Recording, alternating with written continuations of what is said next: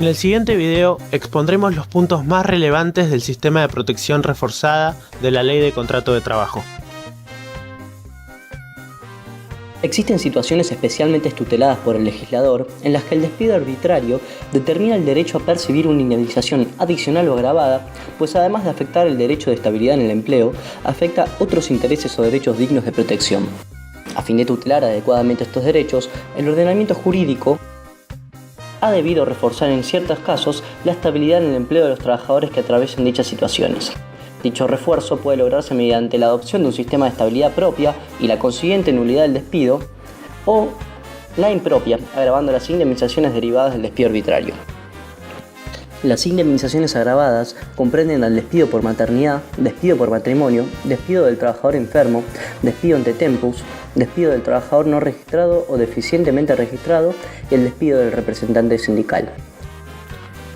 Dentro del sistema de protección reforzada de la LST se contempla el despido por maternidad y por matrimonio.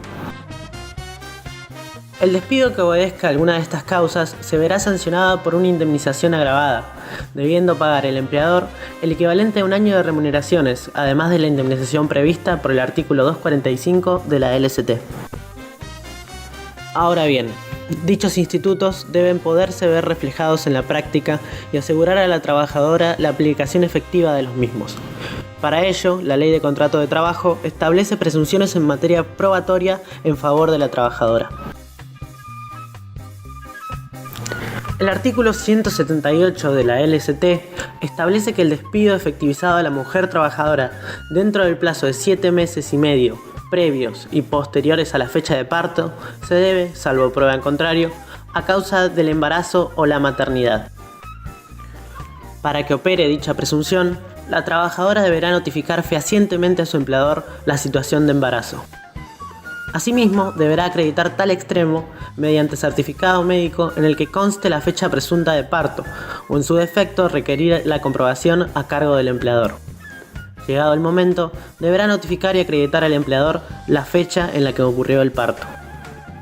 Por otra parte, el artículo 181 de la LST establece la misma presunción para el matrimonio, pero en un plazo de 3 meses antes de la fecha de casamiento y 6 meses después de esta, previa notificación fehaciente al empleador antes de empezar a correr el plazo mencionado. La Ley 23.551 regula la protección de los representantes gremiales, sus garantías y el procedimiento que debe seguir el empleador en caso de despedirlos.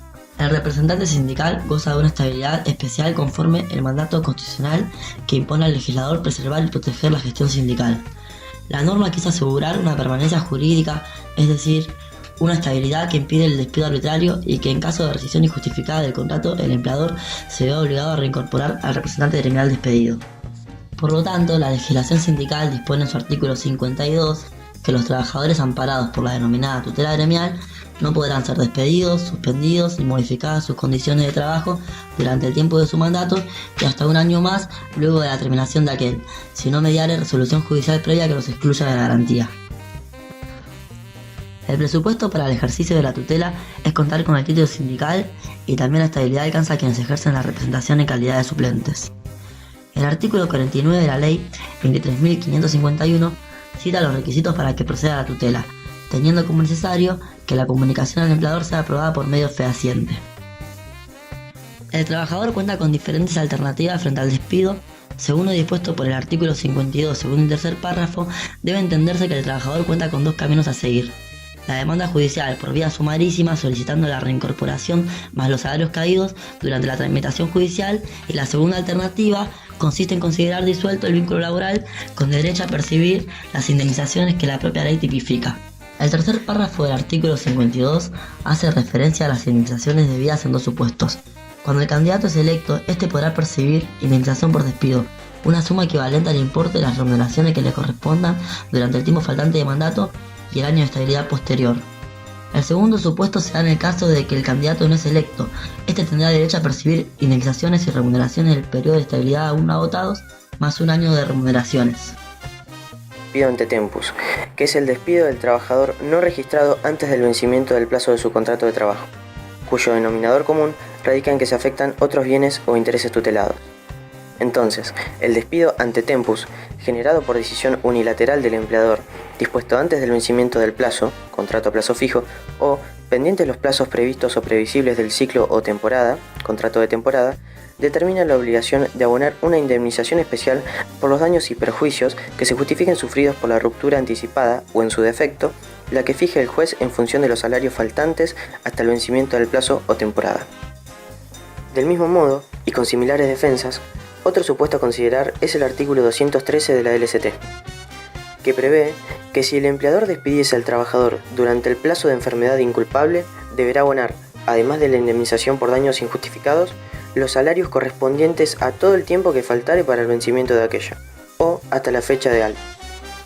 La finalidad de esta norma no es reparar enfermedades, sino proteger al trabajador. En este sentido, no prohíbe el despido del trabajador ni establece la nulidad de tal decisión, sino que genera una obligación extra al empleador. Por ello, la norma es consecuencia del principio protectorio y del de justicia social.